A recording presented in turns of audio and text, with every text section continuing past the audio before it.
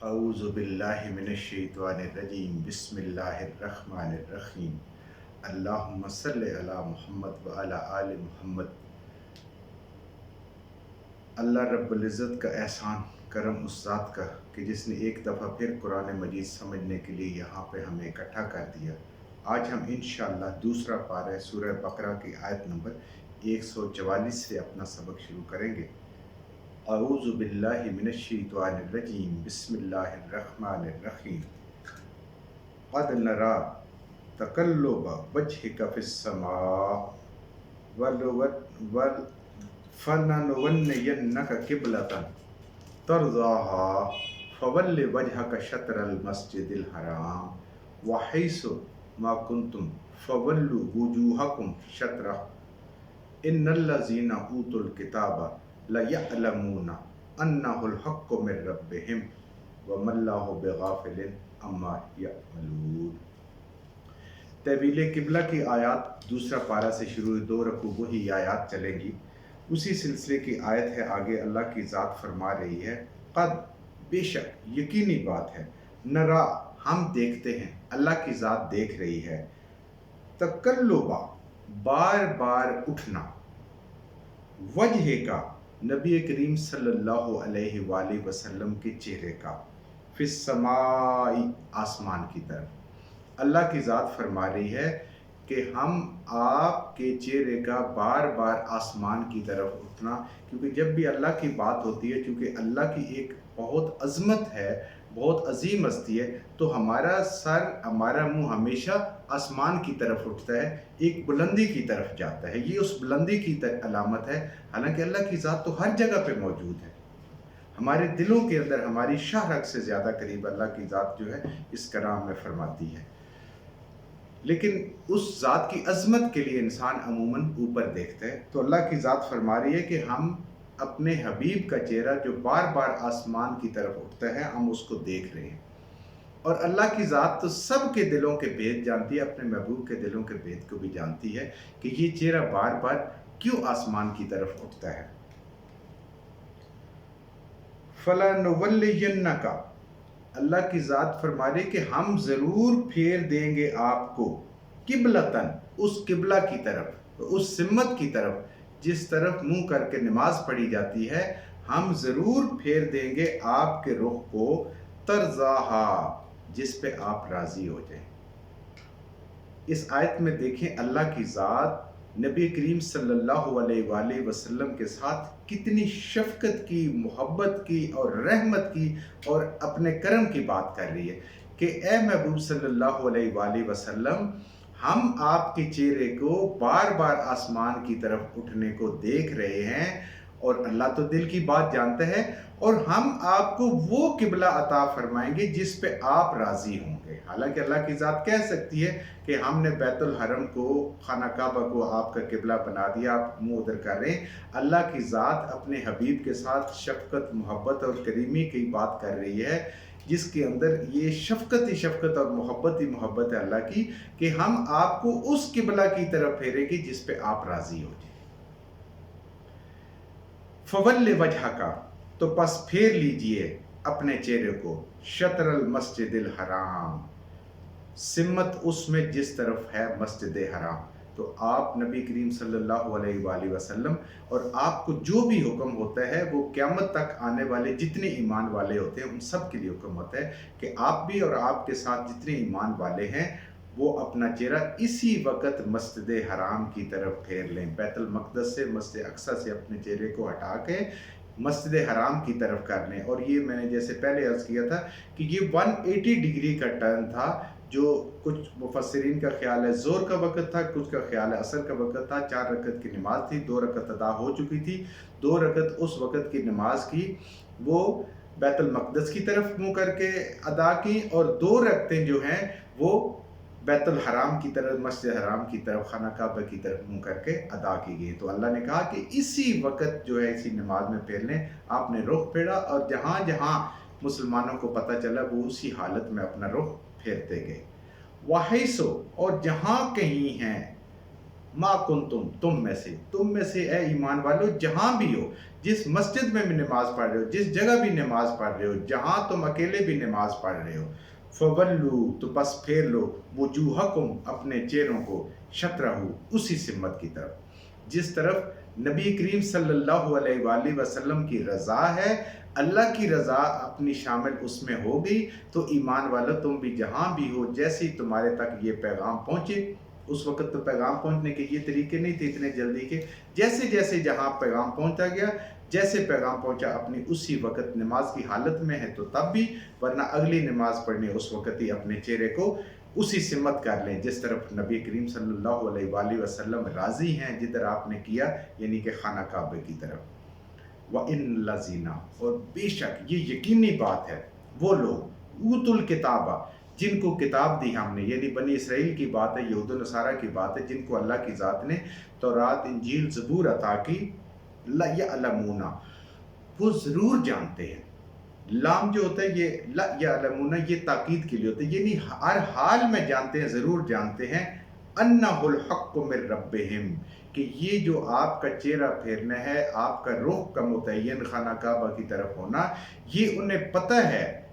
کہ یہ رب کی طرف سے سچی بات ہے، حق بات ہے اور بامقصد بات ہے۔ حق قرآن کے اندر جب بھی آیا، ایک پرپز فل، میننگ فل بات ہے، ایک صحیح بات ہے، اور اس کے پیچھے ایک مقصد ہے، ایک نہیں بلکہ کئی مقصد ہے اس کے پیچھے، اور یہ انہیں پتہ ہے اہل کتاب کو۔ وَمَا اللَّهُ بِغَافِلٍ عَمَّا يَعْمَلُونَ، اور اللہ کسی کے عمل سے غافل نہیں ہے۔ انہیں کیسے پتہ تھا؟ اللہ کی ذات نے ان کی کتابوں میں یہ سارا ذکر فرما دیا تھا، جیسے نبی کریم صلی اللہ علیہ وآلہ وسلم کے بارے میں، قرآن کے بارے میں، مسلمانوں کے بارے میں، بہت سارے اصحاب کے بارے میں سب موجود تھا۔ وہاں پہ یہ بھی موجود تھا کہ یہ جو آخری امت ہوگی، جو آخری نبی ہوں گے، خاتم النبیین صلی اللہ علیہ وآلہ وسلم، ان کا جو قبلہ ہوگا وہ خانہ کعبہ ہوگا، یہ ان کی کتابوں میں موجود تھا۔ لیکن وہ امید یہ کر رہے تھے کہ یہ نبی بھی انہی میں سے ہوں گے، اور یہ فضیلت ان کو حاصل ہوگی خاتم النبیین کی، اور قیامت تک کی نبوت کے لیے، اور قیامت تک کے لیے امت مسلمہ ہونے کا شرف انہیں حاصل ہوگا۔ ان کی کتابوں میں یہ موجود تھا، اور انہیں پتہ تھا۔ ابھی تک وہ سارے جو بنی اسرائیل والے تھے، وہ یہ سمجھ رہے تھے کہ نبی کریم صلی اللہ علیہ وآلہ وسلم جب اپنی عبادات، نمازیں مسجد اقصیٰ کی طرف کر رہے ہیں،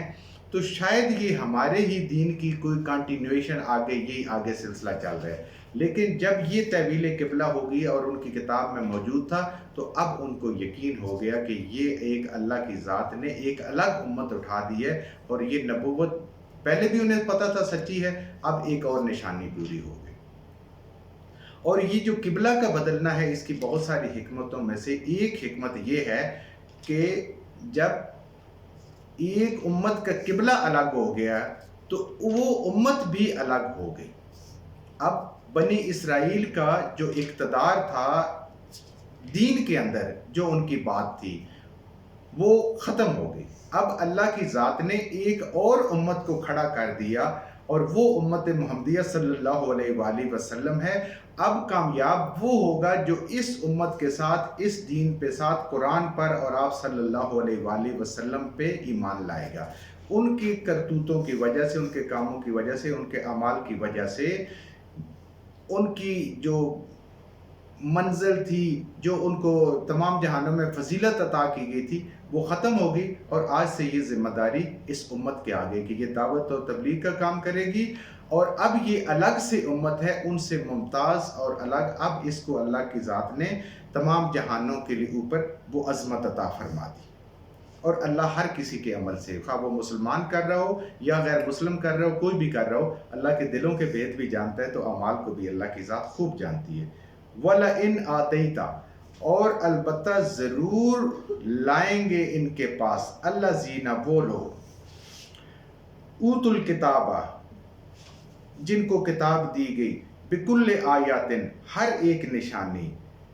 اللہ کی ذات فرما رہی ہے کہ آپ صلی اللہ علیہ وآلہ وسلم، اللہ کی طرف سے جو آپ کو نشانیاں دی گئی، جو احکامات دیے گئے، جو معجزات دیے گئے، وہ آپ اس اہل کتاب کے پاس ہر ایک نشانی کو لائیں۔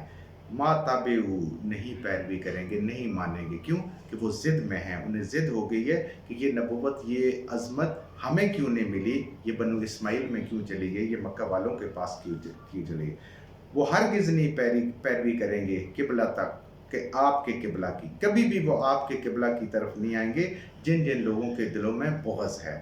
وما انت، اور نہیں ہے آپ، بتابع قبلتہم، اور آج کے بعد نہ آپ اور نہ آپ کے امتی ان کے قبلہ کی طرف منہ کر کے نماز قیامت تک نہیں پڑھیں گے۔ یہ اللہ کا حکم آ گیا۔ ان میں سے بھی جو ایمان نہیں لائے گا وہ اس قبلے کو تسلیم نہیں کرے گا، اور ایمان والا وہ ہوگا کہ جو ان کے قبلہ کی اب پیروی نہیں کرے گا۔ وما بعضهم بتابع قبلتا، اور نہیں ہے بعض ان کے بتابع کہ وہ پیروی کریں، اتباع کریں قبلتا، قبلہ کی، بعض کی۔ اس میں اللہ کی ذات فرما رہی ہے کہ یہود اور نصارہ دو الگ الگ جو گروپ بن گئے بنی اسرائیل میں، وہ ایک دوسرے کی قبلہ کی بھی پیروی نہیں کرتے۔ آج بھی آپ دیکھیں، آپ کو یوٹیوب کے اندر ایسی ویڈیوز موجود ہیں کہ جب یہ یروشلم جاتے ہیں بیت المقدس میں، مسجد اقصی میں جو ان کا قبلہ ہے، تو ایک دیوار ہے جس کو وہ دیوار گریہ کہتے ہیں، اب اس کا وہ حصہ بچا ہوا ہے، باقی تو منہدم ہو گیا تھا۔ اس کے دائیں طرف جو ہے وہ جاتے ہیں یہودی، اور بائیں طرف جو ہے وہ جاتے ہیں نصارہ۔ وہاں بھی اندر جا کے بھی ایک دیوار کے ساتھ ایک کمرے کے اندر بھی ان کا قبلہ الگ الگ ہے۔ ایک دائیں طرف بیٹھ کے رو رہا ہوتا ہے، اللہ سے دعائیں مانگ رہا ہوتا ہے، دیوار سے لپٹ رہا ہوتا ہے، دوسرا دائیں طرف دیکھتا بھی نہیں ہے، وہ بائیں طرف جو لپٹ رہا ہوتا ہے، اللہ سے دعائیں مانگ رہا ہوتا ہے، وہ رو رہا ہوتا ہے، گریہ زاری کر رہا ہوتا ہے، اپنے گناہوں کی معافی مانگ رہی ہے۔ تو اللہ کی ذات فرما رہی ہے کہ آپس میں بنی اسرائیلی ہوتے ہوئے نبوت جب ان کے اندر تھی تو یہ اکٹھے نہیں ہوئے، تو یہ کبھی بھی آپ کے قبلہ کی طرف نہیں آ سکتے، اور ایمان والوں کو بھی منع کر دیا کہ وہ کبھی بھی ان کے قبلہ کی پیروی نہیں کریں گے۔